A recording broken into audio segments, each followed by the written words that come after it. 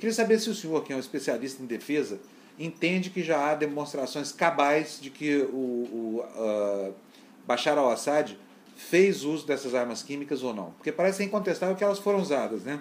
Mas quem usou? As informações públicas mostram que existe a quase certeza, mas ainda a própria França, por exemplo, está esperando alguns testes de analistas independentes para realmente confirmar o que já se tem, vamos dizer, uma convicção política de que aconteceu. Então, falta um pouquinho, mas esse pouquinho não creio que vá reverter o quadro, nem vai modificar a opinião pública e a opinião política a respeito desse evento. O ataque eu acho que está suspenso. A solução diplomática está sendo costurada pelos Estados Unidos, pela Rússia. Na realidade, ninguém queria o ataque. O ataque é uma necessidade da política e de uma série de arranjos que foram feitos, éticos, políticos, geopolíticos, mas em sã consciência ninguém está querendo fazer um ataque simplesmente para poder castigar o país per se. É para mandar uma mensagem, é para conseguir um ganho político em cima disso, para evitar que não faça outros. Então, os argumentos prós e contras são fortes, mas hoje em dia o contrário, o não, ganha.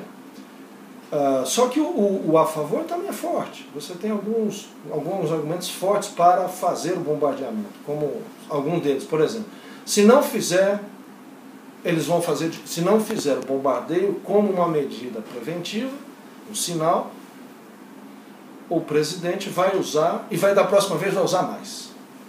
Então isso é um argumento a favor do bombardeio. Segundo, argumento a favor. Olha, esses países todos, nós nos reunimos a nível internacional, fizemos um acordo, nos comprometemos com algo, e agora a hora que acontece nós, como se diz, roemos a corda, isso não é uma atitude de um país que mantém a sua palavra, a sua postura política.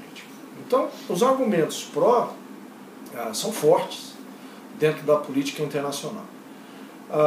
Daí você tem os argumentos contra. Um deles não vai inibir de jeito nenhum. Vai fazer, e o pior é que vai fazer o ataque, esse ataque vai ser leve, o Assad vai sair do outro lado vitorioso, dizendo assim, eu fiz, vamos dizer que ele possa dizer assim, e além disso eu enfrentei os Estados Unidos, a maior potência do planeta, que fez cosquinha aqui, e não aconteceu nada. Então, na realidade, o ataque, em vez de impedir, é um tiro pela culatra. Pode vir a propiciar o Assad. Então, você tem e aí continua, você tem um bate-bola aí de vários argumentos pró e contra, éticos, geopolíticos, estratégicos, em que você não tem uma solução, vamos dizer assim, ótima. A solução é uma solução política. E a diplomática, a solução que está sendo gestada, ela é boa para todo mundo, né? Exceto talvez para o presidente Obama, se os seus adversários quiserem manipular a condição nas próximas eleições ou contra ele, etc. Ele fica numa situação relativamente desprotegida, porque ele fez uma movimentação de buscar cumprir a palavra americana e agora recua. Então tem o jogo da política interna americana, você tem o da política internacional, que basicamente a política internacional diz a lógica seria bombardear. Você tem o ético que diz não, porque além de mais seria quem vai pagar o preço não é o Assad, mas sim quem vai pagar o preço de novo é a população. Você tem uma dimensão geopolítica, porque se você neutraliza as forças do Assad ou diminui, imediatamente, por consequência, você está fortalecendo o adversário. Uhum. Então você não existe bombardeio, não existe guerra neutra.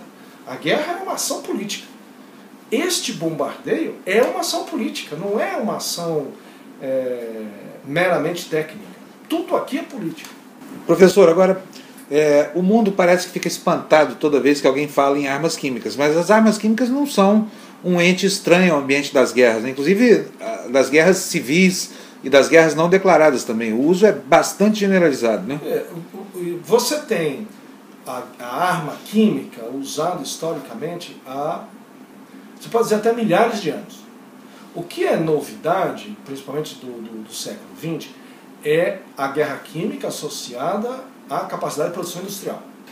E você tem, então, os produtos químicos sendo industrializados em grande escala, a partir de uma composição artificial, se a gente pode dizer assim.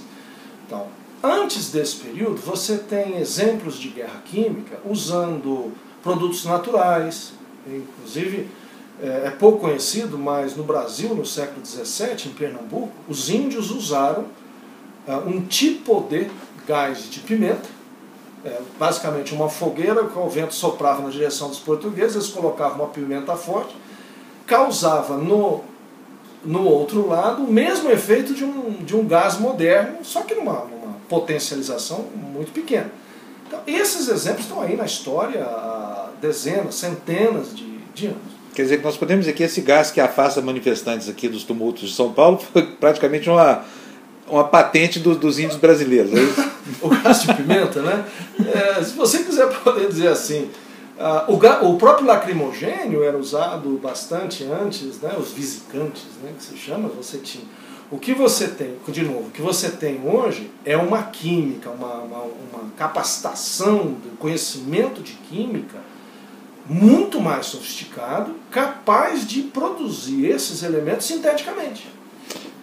O senhor falou, né, da utilização da primeira arma química aqui na história do Brasil, remonta ao século XVII, mas o colonizador europeu também usou muitas armas biológicas, né? Por exemplo, com a disseminação do vírus da varíola entre os indígenas, há uma suspeita até de que isso tenha provocado desaparecimento de civilizações andinas. Na realidade, você tem duas versões. Você tem uma versão de que isso foi uma manipulação, de que teria sido intencional, eu não acredito nisso. E você tem uma das coisas chamadas, tem um nome técnico que eu me esqueci, é quando você tem duas culturas diferentes com alto grau, uma perde, aquela mais frágil tende a ser dizimada. E não é que o espanhol queria fazer uma guerra biológica, mas sim que o outro lado não estava preparado com suas defesas. No resultado, o líquido morreu muita gente. Agora, você tem exemplos da guerra biológica intencional, remonta às guerras civis americanas, naquele período das guerras da Revolução Francesa, os primeiros históricos, que era assim, a varíola era conhecida. Então, o exército pegava um cobertor de uma pessoa que efetivamente estava com varíola, com a infecção, pegava aquele cobertor e jogava para as tropas, adversárias, claro, como se fosse uma ação de generosidade, com aquele frio na neve, você jogava um cobertor. Os japoneses fizeram isso jogando para dentro dos campos de concentração chineses. Obviamente, aquele soldado, aquele homem no campo, sem proteção, ele não usa o cobertor, a varíola vem e se alastra naquilo de uma forma brutal. Isso foi feito intencionalmente. Esse elemento da guerra biológica, ele remonta ao século XVIII, final XVII, XVIII, século XVIII mais. De novo, a guerra biológica moderna, ela é muito mais sofisticada e o poder de destruição dela é muito maior que a química. Agora, o senhor estava me falando antes aqui da entrevista sobre o custo da aplicação das diversas estratégias militares, né, nessas campanhas de dissuasão. Não é uma tabela, é um dado que se usa para efeito de planejamento e para convencimento político. Uma guerra convencional, o bombardeio convencional, usando ogivas convencionais, aviões bombardeando, ou artilharia, se estima que, uma média bastante genérica, você teria o custo de $2 milhões por quilômetro quadrado por uma taxa de destruição. $2 milhões. Quando você passa para a bomba nuclear, ou seja, a guerra nuclear, esse custo cai para $600.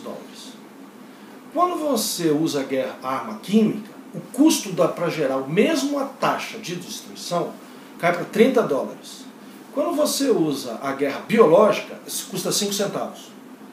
Então, isso mostra que a guerra tem um custo, além do custo político. Isso não é uma discussão ética, é uma discussão de economia de defesa. Quanto custa para fazer a destruição de um determinado envelope de alvos, né, que você chama. É isso. Então, esse número assusta, né? Você vê essa taxa decrescente. Na realidade, ela vai chegar a 5, 10 centavos de dólar contra 2 milhões de dólares. Ou seja, quanto mais suja a arma, mais barato é o resultado. Não, você tem armas sujas que não são tão baratas. Você tem arma suja radioativa também, né? Que é mais barata que a convencional.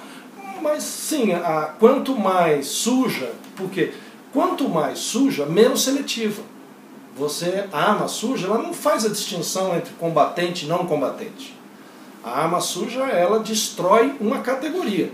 A categoria, no caso, humana. Você pode ter uma outra, alguns, por exemplo, herbicidas, porque a guerra química e o desenvolvimento dos defensivos agrícolas andaram passo a passo.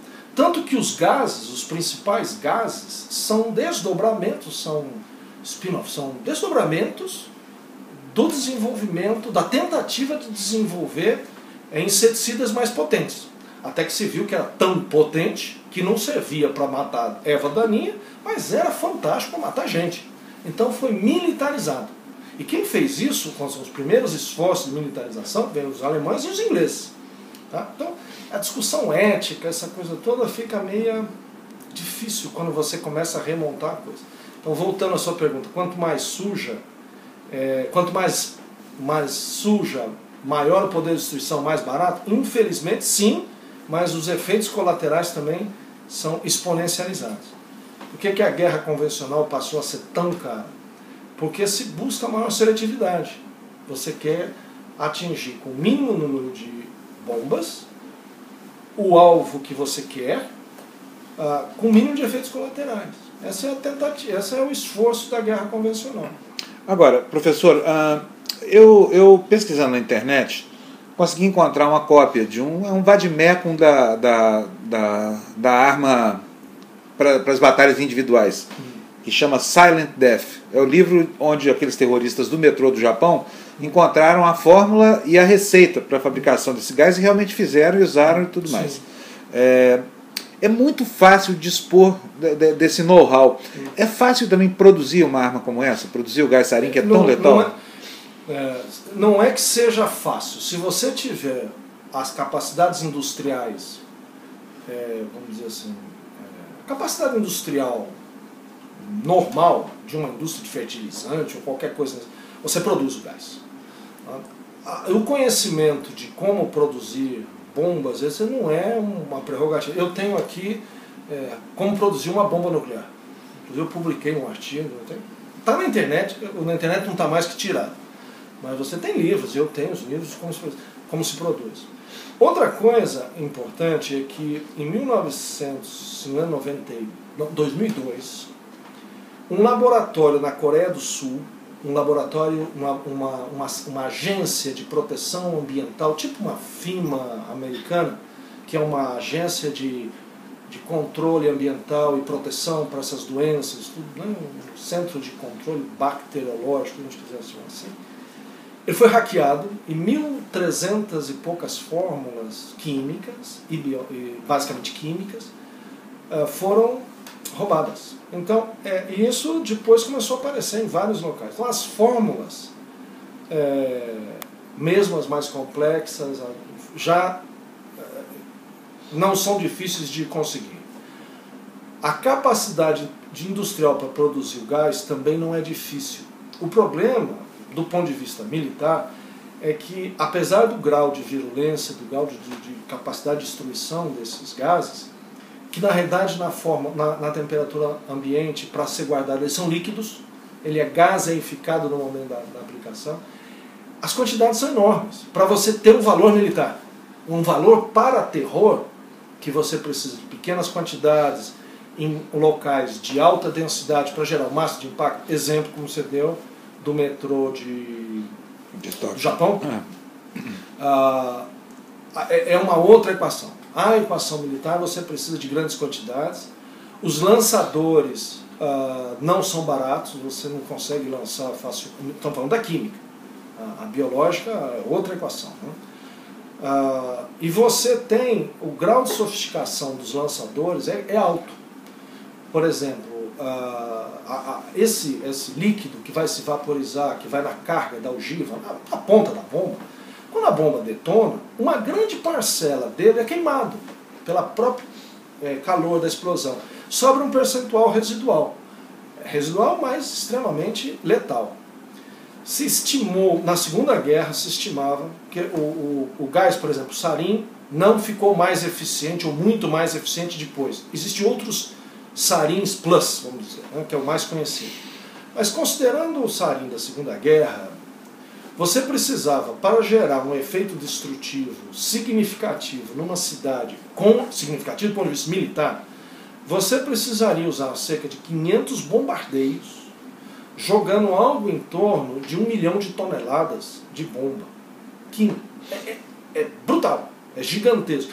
Tanto que o Churchill e o próprio, do outro lado, Hitler, na equação estratégica, chegaram à conclusão que eles não tinham meios, aviões, não tinham, vou colocar assim, o custo de tirar os aviões da guerra convencional que eles estavam fazendo, bombardeando ferrovias, portos, a infraestrutura, eles tinham que tirar esses aviões daí para a guerra química. A destruição seria menor e não assegurava que a guerra terminaria. Então, a equação da guerra química em escala militar, ela é diferente da escala do terror. Porque o terror ele quer mostrar que tem a capacidade, matou 50, 100 pessoas, e aí sem um juízo ético, né? É óbvio que uma vida é importante, mas aí ele alcança um propósito. No militar é outro. E também no militar você tem uma outra coisa que no militar é a retaliação. O grande medo, isso inclusive hoje, uma das razões dos Estados Unidos, presidente Obama, esse movimento todo, é o receio de que esse mecanismo, essa utilização da guerra química se alastre. E se alastrar, você começa a ter o que se chama de revide. Um ataque químico revida com químico. Esse é um lado. Então você teria uma escalada química. E isso tem uma coisa, aí é uma coisa dura de dizer, mas a morte pela guerra química, ela é extremamente dolorosa. Não existe morte, obviamente na guerra você não tem a morte boa, né? São todas, morte acidental. Você não tem a menos dolorosa ou a mais dolorosa, mas a morte, principalmente em cima de civis despreparados com armas químicas, é muito doloroso, é muito feio, o sofrimento humano na guerra química é exponencializado a um nível inimaginável. Porque a guerra convencional, tem um autor inglês fantástico, que foi um dos primeiros que conseguiu reproduzir o que acontecia na guerra. Ele diz, a guerra convencional é como a ponta de um fulgor, de uma solda, aquela coisa intensa, de luz brilhante. E naquele ponto, a guerra química é uma grande fogueira, em que você, mesmo a proximidade, te causa dano. E os danos são terríveis, os efeitos que causam algum dos gases, gás mostarda, por exemplo, é como se a pessoa tivesse sido, todo o corpo queimado, queimaduras de primeiro grau no corpo inteiro, extremamente profundas, a dor brutal. Você tem outros gases em que essas queimaduras são internas. Você tem outros gases que são orientados para desabilitar o sistema nervoso do soldado. No caso, uma criança que é vítima disso sofre os mesmos efeitos. E a morte por espasmos, contrações, no final acaba por asfixia, uma asfixia lenta.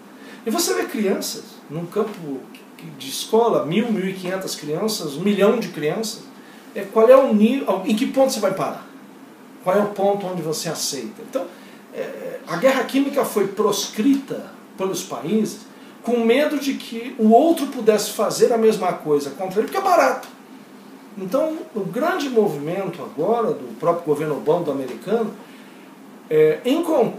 mandar uma resposta à Líbia e aos outros países, isso é importante, a Coreia e outros países que teriam a possibilidade de usar químicos, do tipo, não vale a pena usar, apesar de ser mais barato, apesar dela ser eficiente, se você utilizar isso, o custo para você mesmo não vale a pena. Agora, professor, o senhor acha que uma ação militar pode, porque aquela região é extremamente conflagrada, historicamente conflagrada, há um misto ali de interesses do Líbano com Hezbollah, com interesses do Irã, que torna tudo muito mais complicado do que numa guerra entre inimigos viscerais. São múltiplos interesses. Tem o gás da Rússia no meio, essa coisa toda. Sim. Agora, o senhor acha que uma ação militar é capaz de conter o uso militar desse tipo de arma e desestimular também o uso pelo terrorismo, ou o terrorismo não se enquadra? Não, esta ação que nós estamos falando é da ação contra estados. Né? A menos que você considere um estado terrorista, mas não vamos separar isso. Essas ações são contra estado. Os fatores dissuasórios contra o terror funcionam basicamente da mesma maneira. Basicamente da mesma maneira, mas funcionaria, a mensagem que se manda para o terror é assim: se você usar isso, é uma questão de tempo, nós vamos te achar, porque o mundo estará contra você. E a sua causa, independente de quão valiosa ela seja, ela passa a ser, me ajuda com a palavra, ela passa a ser abjeta. Que é, mesmo aquele grupo que você queria convencer de que seu movimento terrorista valeria a pena, seja por razão que for, mesmo esse grupo vai te deixar a mão. Então não vale a pena você usar como arma. A menos que você tenha, como no Japão, um propósito que dá destruição per se. O terrorismo, vamos dizer, mais moderno, o terrorismo atual, ele tem uma lógica diferente dessa, de uma lógica autodestrutiva. Você tem um terrorismo político, você tem um terrorismo mais de network, é uma outra lógica. Então, os fatores dissuasórios contra o terror vão numa outra lógica. De Estado é essa lógica do se você fizer, você será um pária, e além disso, nós vamos retaliar convencional para você, em cima de você, para que você aprenda que não pode, e nesse processo enfraquecer a sua capacidade convencional e nesse processo favorecer o seu adversário. Então nós não vamos destruir você, nós vamos enfraquecê-lo a tal ponto que é possível que o seu adversário, mesmo fraco, possa sobrepujá-lo em termos convencionais. Então, as mensagens que são mandadas na diplomacia coercitiva, que isso tudo chama-se diplomacia coercitiva, né? As mensagens que são mandadas, elas são codificadas na linguagem internacional, na linguagem da política, e ela é decodificada do outro lado. Mas como toda comunicação é imperfeita, você pode querer dizer uma coisa e o outro lado entende outra. E esse é o mundo onde nós vivemos. Muito obrigado pela sua entrevista.